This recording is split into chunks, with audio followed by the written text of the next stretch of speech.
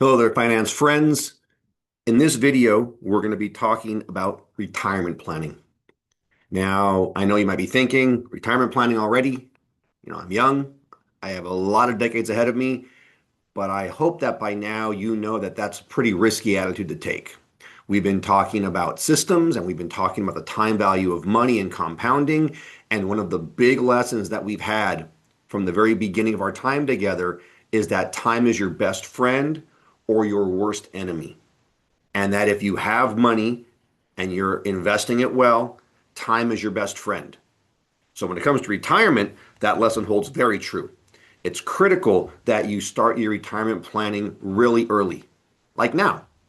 And especially as you're considering or starting to, you're getting ready to leave university, getting ready to start your first job, you're going to want to lock into a retirement plan right when you start your first job.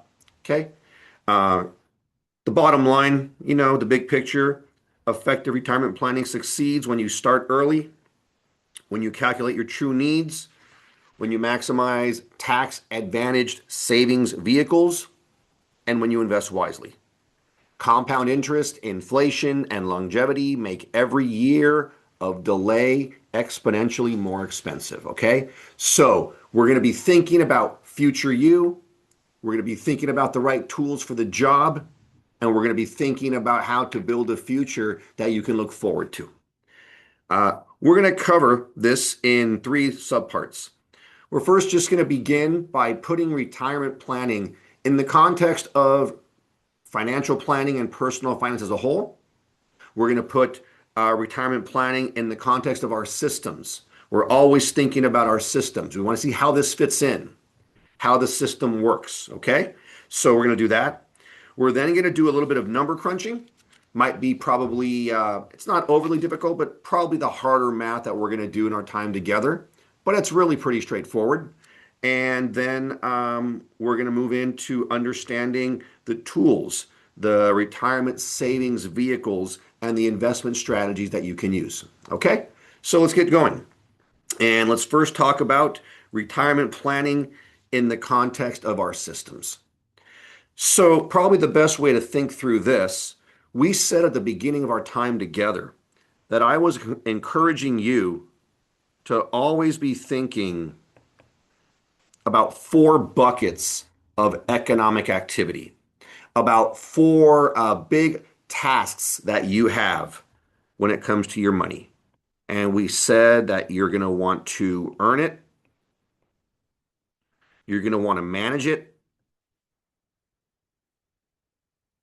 you're going to want to invest it and therefore grow it, and we're talking about a protective function too. You're going to want to protect your money, protect your wealth. I would offer to you that retirement planning pretty much affects these two. When you're thinking about your retirement planning, you're looking to grow money while you're working and while you're younger to provide for your future, to protect your future. But I would also say that it ties in to also earning money. Let's think about how this looks from a systems lens. So, one way to think about it, we have said that you're going to make income. And let's assume that you're making income from a job while you're working. So, you're going to be making income. Now, you know that that income you can use for a lot of things. You can use it for day-to-day consumption. You can use it for obligations or luxuries. You can use it to plan ahead for your future. And we know that in this systems lens that we have, there's an ongoing tension between consumption for today and investing for the future. And you have to make that decision and you have to balance that out. But we know that we've talked about you're going to be working and making some money. You're going to use that money to buy assets. And then those assets will do two things. Hopefully, they'll grow in value. And also, hopefully, they'll generate cash income. Dividends, which come from your stocks, and interest, which comes from your bonds and cash, and maybe even if you have rental property, rental income. And we know that from our systems lens, this cash income goes back and becomes income, which then allows you to buy more assets, which then increases your growth, which then gives you more cash. And this system, this little funnel, not a funnel really, it's a circular loop, more income, more income. Because every time that you get income off of your investments, you plow it back in, you reinvest it, allowing you to buy more assets. And after a while, this flow of income down here becomes massive. We've discussed this. So what does it mean today? Well, you notice that one thing I added here, which is a little bit new, was that the income that we talked about right now was income while you're working. You have a job, you set money aside for investments, and it feeds back in, and then you buy more assets. Well, eventually, you're going to want to, well, I shouldn't say you will. More than likely, you're going to want one day to stop working. And that's what retirement is. So what we're looking at with retirement is not just this kind of systems map here, but the systems map and how it works once you stop working. Because once you stop working, you no longer have wage income from your job coming in. So then what is going to be the source of your income? And that's the question of retirement.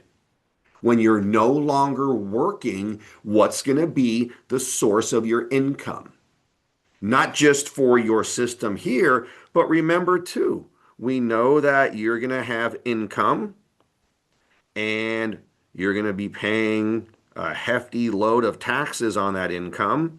And after taxes, you're going to have your net income. That's your income after taxes. And we've learned that that income can go into three different sort of categories. We know that we have obligations and luxuries and savings and investment.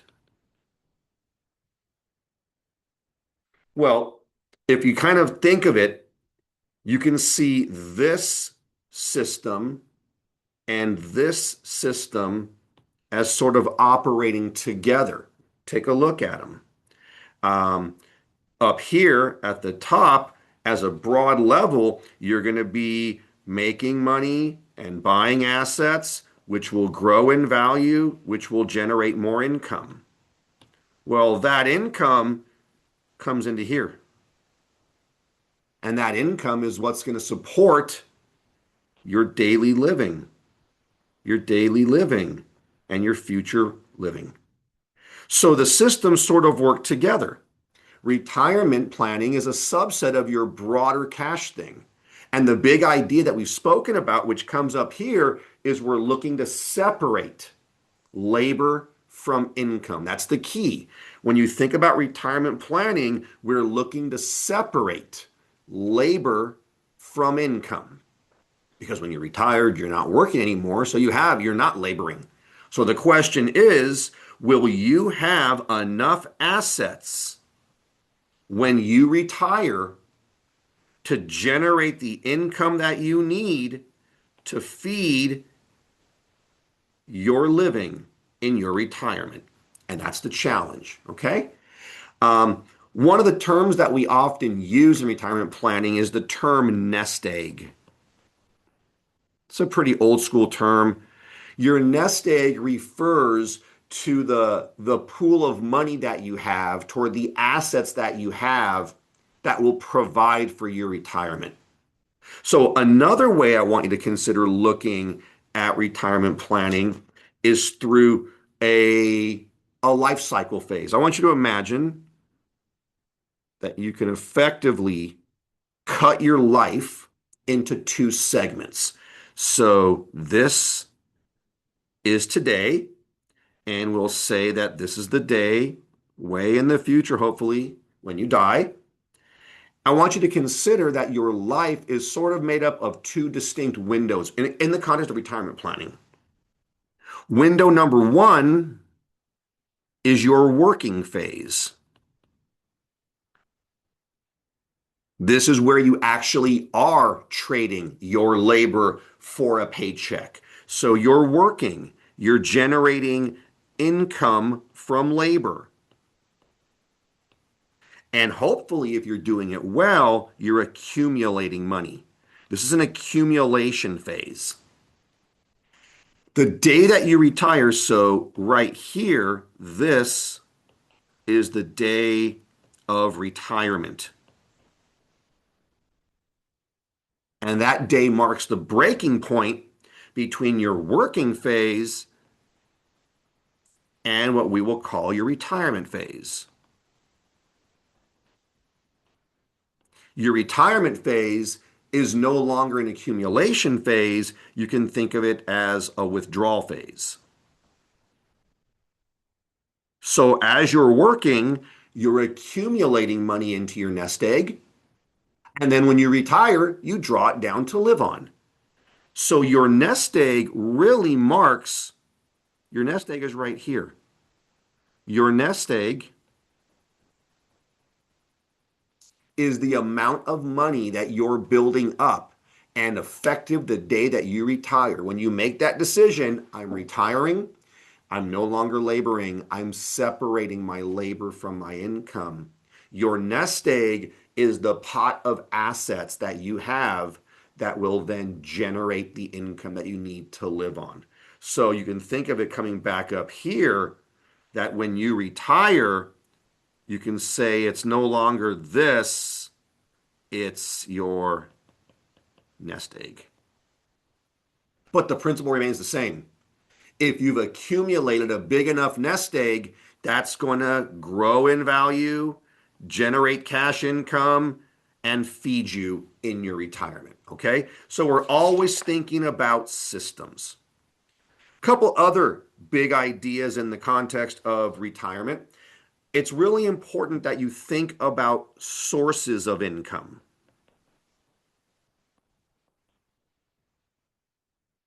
For most people, when they're working, the primary source of their income is their job, or maybe a couple jobs, or a job and a side hustle. And some people will make some interest off of cash, and maybe they'll pull a little bit of money from a brokerage account where they're investing, and maybe some people even have a rental property. So there's different sources of income. But when you're thinking about your retirement, you really want to be thinking about sources of income. What are some of the potential sources of income when you retire? Well, there's a few. The one that most Americans think about is Social Security. And this is a government provided insurance and retirement plan. So, Social Security, as you know, as you're working, you're kicking into it. And then when you retire, you can draw from it. A lot of Americans take advantage of Social Security.